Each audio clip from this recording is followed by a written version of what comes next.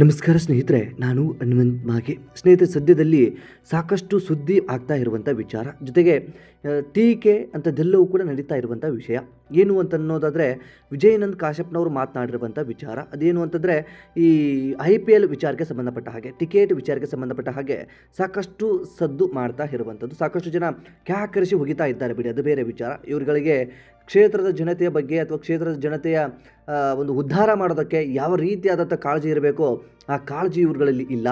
ಬದಲಿಗೆ ತಾವು ತಮ್ಮ ಕುಟುಂಬ ಐಷಾರಾಮಾಗಿ ಇರಬೇಕು ಅನ್ನುವಂಥ ಮನಸ್ಥಿತಿಯಲ್ಲಿ ಇವರಿದ್ದಾರೆ. ಟಿಕೆಟ್ ಅದರಲ್ಲೂ ಕೂಡ IPL ಮ್ಯಾಚನ್ನು ಟಿಕೆಟ್ ಬೇಕು, ಅದರಲ್ಲೂ ಕೂಡ ಐಷಾರಾಮಾಗಿ ಇರಬೇಕು, ಒಂದಿಷ್ಟು ನಮ್ಮನ್ನು ಚೆನ್ನಾಗಿ ನೋಡ್ಕೊಳ್ಬೇಕು, ಹಾಗೆ ಹೀಗೆ ಅನ್ನುವ ರೀತಿಯಲ್ಲಿ ಮಾತನಾಡ್ತಾ ಇದ್ದಾರೆ ಅನ್ನುವಂಥದ್ದು ಈಗ ಸೋಷಿಯಲ್ ಮೀಡಿಯಾದಲ್ಲೂ ಕೂಡ ಸಾಕಷ್ಟು ಚರ್ಚೆಗೆ ಈಡಾಗಿಬಿಟ್ಟಿದೆ. ಇದಕ್ಕೆ ಸಂಬಂಧಪಟ್ಟ ಹಾಗೆ ಸದನದಲ್ಲಿ ಬೇರೆ ಬೇರೆಯವರೆಲ್ಲರೂ ಕೂಡ ಚರ್ಚೆ ಮಾಡ್ತಾರೆ. ಆದರೆ ತುಂಬ ಹೈಲೈಟ್ ಆಗಿರುವಂಥದ್ದು, ತುಂಬ ವೈರಲ್ ಆಗಿರುವಂಥದ್ದು ವಿಜಯಾನಂದ್ ಕಾಶ್ಯಪ್ನವರು. ಮೂಲತಃ ಹುಣಗುಂದು ಭಾಗದ MLA ಇವರು. ಬಾಗಲಕೋಟೆ ಜಿಲ್ಲೆಗೆ ಸೇರಿರುವಂಥ ಹುಣಗುಂದು ಭಾಗದ MLA ಅವರು. ಹುಣಗುಂದು ಭಾಗದಲ್ಲಿ ಸಾಕಷ್ಟು ಕೊಳಕು ವ್ಯವಸ್ಥೆಗಳಿದ್ದಾವೆ, ಅದು ಬೇರೆ ವಿಚಾರ. ಇದು ಯಾವುದು ಕೂಡ ಅವರಿಗೆ ಬೇಕಾಗಿರುವಂಥದ್ದು ಅಲ್ಲ. ಅವರಿಗೆ ಬೇಕಾಗಿರುವಂಥದ್ದು IPL ಟಿಕೆಟು, ಅವ್ರಿಗೆ ಮತ್ತು ಅವರ ಕುಟುಂಬದವರಿಗೆ ಒಂದು ಟಿಕೆಟ್ ಬೇಕು, ಅವರು IPL ಮ್ಯಾಚ್ ನೋಡಬೇಕು, ಐಷಾರಾಮಿ ಜೀವನ ಮಾಡಬೇಕು. ಇವ್ರನ್ನ ವೋಟ್ ಹಾಕಿ ಗೆಲ್ಲಿಸಿರುವಂಥವರು ಇದು ಏನು ಬೇಕಾದರೂ ಹಾಳು ಬಾಯಿ ಬಿದ್ದು ಹಾಳಾಗಿ ಹೋಗಲಿ, ಅದು ಅವರಿಗೆ ಲೆಕ್ಕಕ್ಕೆ ಇರೋದಿಲ್ಲ. ಬದಲಿಗೆ ಅವರಿಗೆ ಒಟ್ಟಲ್ಲಿ ಬೇಡಿಕೆ ಇರುವಂಥದ್ದು IPL ಟಿಕೆಟ್ ವಿಚಾರಕ್ಕೆ. ಈಗ ನಿಮ್ಮೆಲ್ಲರಿಗೂ ಕೂಡ ಗೊತ್ತಿರೋ ಹಾಗೆ ಇವತ್ತಿನಿಂದ ಅಂದರೆ ಈ ಮಾರ್ಚ್ 28ರಿಂದ IPL ಎಲ್ಲವೂ ಕೂಡ ಆರಂಭವಾಗಿಬಿಟ್ಟಿದೆ. ಮೊದಲನೇ ಮ್ಯಾಚ್ ಕೂಡ RCB ಮತ್ತು SRH ಇರುವುದರಿಂದ ಬೆಂಗಳೂರಿನ ಚಿನ್ನಸ್ವಾಮಿ ಕ್ರೀಡಾಂಗಣದಲ್ಲಿಯೂ ಕೂಡ ಈ ಒಂದು ಮ್ಯಾಚ್ ನಡೀತಾ ಇದೆ. ಇದರ ಬೆನ್ನಲ್ಲೇ ಸಾಕಷ್ಟು ಜನ ಹೇಗೆ ಬೇಕಾದರೂ ಟೀಕೆ ಮಾಡೋದಕ್ಕೆ ಸಾಧ್ಯ. ಅದರಲ್ಲೂ ಕೂಡ ಜನ ಈಗ ಒಂದಿಷ್ಟು ಎಚ್ಚೆತ್ತುಕೊಂಡು ಬಿಟ್ಟಿದ್ದಾರೆ, ಪ್ರಶ್ನೆಯನ್ನು ಮಾಡುವ ಮಟ್ಟಕ್ಕೆ ಬಂದು ಬಿಟ್ಟಿದ್ದಾರೆ ಅನ್ನೋದಿದೆಯಲ್ಲ, ಒಂದು ನಿಜವಾದಂಥ ಖುಷಿಯ ವಿಚಾರ. ಯಾವತ್ತು ಜನಗಳು ಪ್ರಶ್ನೆಯನ್ನು ಮಾಡ್ತಾರೋ ಅವತ್ತು ಎಲ್ಲ ಅಧಿಕಾರಿಗಳಾಗಿರ್ಬೋದು ಅಥವಾ ರಾಜಕಾರಣಿಗಳಾಗಿರ್ಬೋದು ಎಲ್ಲರೂ ಕೂಡ ಎಚ್ಚೆತ್ತುಕೊಳ್ಳೋದಕ್ಕೆ ಸಾಧ್ಯ ಆಗುತ್ತೆ. ಆದರೆ ಈಗ ಈ ಕಾಶ್ಯಪ್ನವರು ಮಾತನಾಡಿರುವಂಥ ವಿಚಾರ ಈಗ ಸಾಕಷ್ಟು ರಾಜ್ಯದಾದ್ಯಂತ ಸದ್ದು ಮಾಡ್ತಾ ಇದೆ. ತುಂಬ ಜನಗಳು ಆಕ್ರೋಶವನ್ನು ಕೂಡ ಹೊರಹಾಕ್ತಾ ಇದ್ದಾರೆ. MLAಗಳನ್ನು ಅಥವಾ ಇವರಿಗೆ ವೋಟ್ ಹಾಕಿ ಗೆಲ್ಲಿಸಿರುವಂಥದ್ದು ಕ್ಷೇತ್ರದ ಜನತೆಯನ್ನು ಉದ್ಧಾರ ಮಾಡಬೇಕು ಅನ್ನೋ ಕಾರಣಕ್ಕೆ.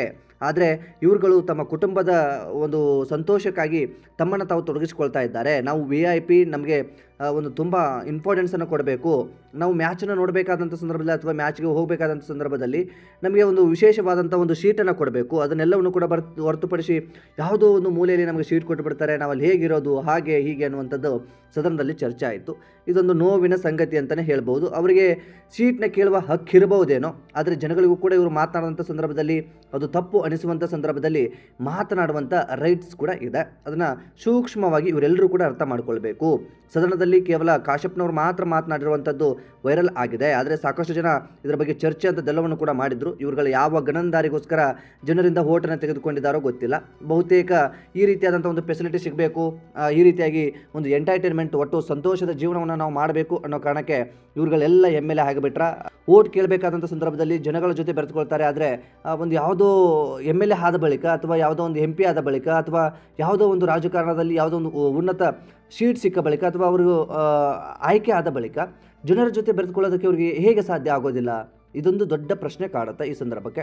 ಸೊ ಕಾಶ್ಯಪ್ನವರು ಸ್ಪಷ್ಟವಾಗಿ ಹೇಳ್ತಾರೆ, ನಮಗೆ ಅಲ್ಲಿ ಕೂರೋಕ್ಕಾಗಲ್ಲ, ಅಲ್ಲಿ ಅಡ್ಜಸ್ಟ್ ಮಾಡೋಕ್ಕಾಗಲ್ಲ, ನಮಗೆ ವಿಶೇಷವಾದಂಥ ಒಂದು ಸ್ಥಳವನ್ನು ಕೊಡಬೇಕು ಅನ್ನುವಂಥದ್ದು. ಆದರೆ ಎಲೆಕ್ಷನ್ ಟೈಮಲ್ಲಿ ಅದು ಹೇಗೆ ಎಲ್ಲವೂ ಕೂಡ ಅಡ್ಜಸ್ಟ್ ಆಗಿಬಿಡುತ್ತೋ, ಆ ಕೊಳತು ನಾರ್ತಾ ಇರುವಂಥ ಸ್ಥಳಗಳಲ್ಲಿಯೂ ಕೂಡ ಓಡಾಟ ಮಾಡ್ತಾರೆ, ಇನ್ನೇನೇನೋ ಡ್ರಾಮಾಗಳನ್ನು ಮಾಡ್ತಾರೆ, ಅದು ಬೇರೆ ವಿಚಾರ. ನಮ್ಮ ರಾಜ್ಯದ ರಾಜಕಾರಣ ಇದು, ನಮ್ಮ ದೇಶದ ವ್ಯವಸ್ಥೆ ಇದು. ಇಂತಹ ಒಂದು ಮನಸ್ಥಿತಿಯ ರಾಜಕಾರಣಿಗಳು BJPಯಲ್ಲೂ ತುಂಬಿಕೊಂಡಿದ್ದಾರೆ, ಕಾಂಗ್ರೆಸ್ನಲ್ಲೂ ತುಂಬಿಕೊಂಡಿದ್ದಾರೆ, ಬೇರೆ ಬೇರೆ ಪಕ್ಷದಲ್ಲೂ ಕೂಡ ತುಂಬಿಕೊಂಡು ಬಿಟ್ಟಿದ್ದಾರೆ. ಹಾಗಾಗಿ ಉದ್ಧಾರ ಆಗುವಂಥ ಎಲ್ಲ ಲಕ್ಷಣಗಳು ಕೂಡ ನಮ್ಮಲ್ಲಿ ಇದೀಗ ಸತ್ತು ಹೋಗಿಬಿಟ್ಟಿದ್ದಾವೆ. ಈ ಒಂದು ಕುರಿತಾಗಿ ನಿಮ್ಮ ಅನಿಸಿಕೆ ಏನು ಎಂಬುದನ್ನು ಸ್ಪಷ್ಟವಾಗಿ ಕಮೆಂಟ್ ಬಾಕ್ಸಲ್ಲಿ ಮೆನ್ಷನ್ ಮಾಡಿ. ಸಾಧ್ಯವಾದರೆ ಈ ವಿಡಿಯೋನ ನಿಮ್ಮ ಫ್ರೆಂಡ್ಸ್ಗೂ ಕೂಡ ಶೇರ್ ಮಾಡಿ. ನಮ್ಮ ಚಾನಲ್ನ ಸಬ್ಸ್ಕ್ರೈಬ್ ಮಾಡಿಕೊಳ್ಳದೆ ವಿಡಿಯೋನ ಗಮನಿಸಿದ್ರೆ ಈ ಕೂಡಲೇ ಸಬ್ಸ್ಕ್ರೈಬ್ ಮಾಡಿ ಹಾಗೂ ಬೆಲ್ ಐಕನ್ ಕೂಡ ಕ್ಲಿಕ್ ಮಾಡಿಕೊಳ್ಳಿ. ಮತ್ತು ಮುಂದಿನ ವಿಡಿಯೋದಲ್ಲಿ ಸಿಗೋಣ. ನಮಸ್ಕಾರ.